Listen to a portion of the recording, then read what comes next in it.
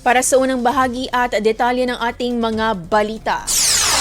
Umabot sa 468.92 million pesos ang naitalang pinsala sa sektor ng agrikultura sa Pangasinan matapos ang pananalasa ng mga nagdaang bagyong Luis, Maymay at Neneng na pinalala pa ng epekto ng habagat.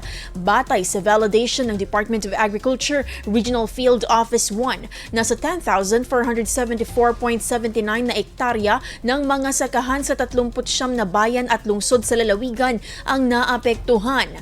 Pinakamalaking pinsala ang naitala sa palay na may 9,859.91 na ektarya na naapektuhang sakahan at tinatayang 354.60 million pesos na pagkalugi.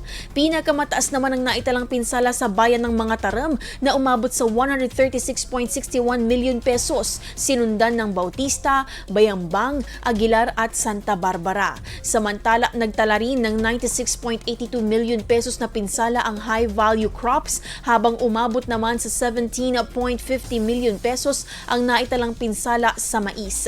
Patuloy ang Department of Agriculture Regional Field Office 1 sa pagsasama-sama at pagpapatuloy ng mga ulat upang magsilbing batayan sa mga hakbang para sa recovery at rehabilitasyon ng mga apektadong magsasaka. IFM News.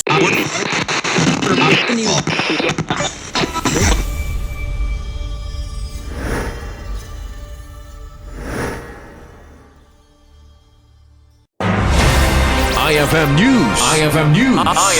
IFM News.